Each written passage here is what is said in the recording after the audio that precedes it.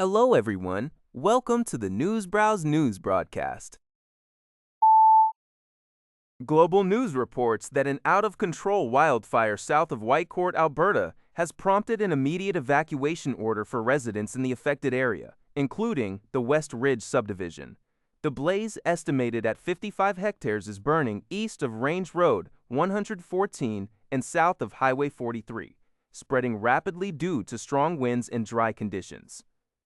Woodlands County Reeve Dave Cush stated that crews are working through the night to establish a fire break and contain the fire with the assistance of firefighters, helicopters, and air tankers from Alberta Wildfire. Residents are urged to gather essential items and register at the Alan and Jean Millar Center in Whitecourt. Authorities expect improved weather conditions to aid containment efforts. Global News has learned that Ontario's Auditor General Shelley Spence is set to release 4 special reports on Tuesday, with one of the key reports focusing on the provincial government's use of artificial intelligence. Spence will present her findings at 11 a.m. and will also be available to answer questions regarding the reports.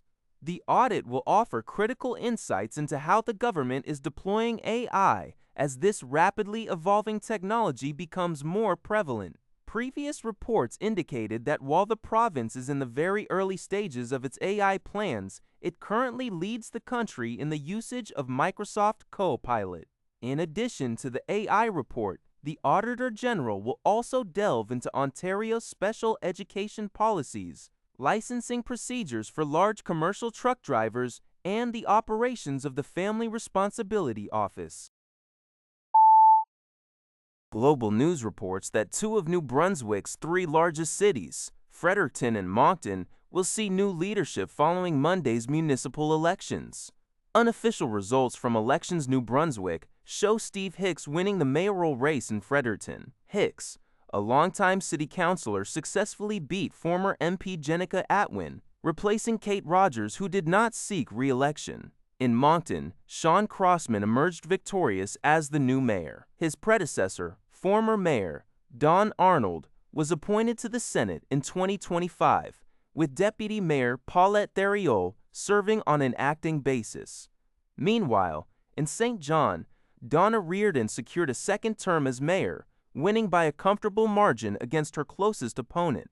People across the province participated in the polls to select their local representatives. Health experts are casting doubt on the usefulness of hantavirus testing for individuals who may have been exposed but are not yet showing symptoms. According to the Canadian Press, Dr. Bonnie Henry, British Columbia's provincial health officer, notes that public health officials globally are discussing this issue, particularly as passengers from the hantavirus-stricken cruise ship MV Hondius return home. Dr. Henry explains that tests for some viruses are not effective before symptoms manifest, and there is limited knowledge regarding the efficacy of hantavirus testing in rare asymptomatic cases. Bryce Warner, a hantavirus scientist at the University of Saskatchewan's Vaccine and Infectious Disease Organization, emphasizes the unique challenge, stating that a negative test in an asymptomatic individual wouldn't necessarily rule out hantavirus due to the potentially several-week incubation period. He highlights that current protocols ensure testing and treatment for the 10 Canadians potentially exposed, should they develop symptoms. Globally, the Andes virus, a type of hantavirus known to spread person to person, has seen an increase in confirmed cases following the cruise ship evacuation, reaching 7 cases and 3 deaths internationally. Despite this, public health officials stress that person-to-person transmission of the Andes virus requires close and prolonged contact and does not pose a pandemic threat.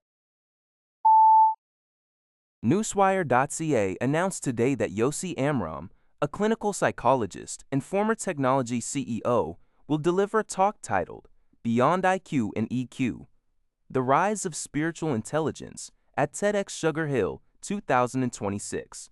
Amram's extraordinary journey began decades ago with a dramatic corporate downfall, which he attributes to a profound spiritual experience and subsequent manic episode. This pivotal moment prompted him to leave the corporate world and pursue a PhD in transpersonal psychology. His pioneering research led him to operationally define and scientifically measure spiritual intelligence. Sabbat, a concept now widely recognized and cited for its positive impact on leadership, resilience, mental health, and organizational performance. Amram emphasizes that SI is not about religion, but the ability to embody spiritual qualities like purpose, gratitude, integrity, and compassion to enrich daily life. With global challenges like loneliness and polarization, Amram advocates for inner development through SI, offering practical ways to cultivate this intelligence for inspired and connected living. His message invites individuals to embrace the next evolution of human intelligence. That's all for this video. Thank you for watching. See you in the next video.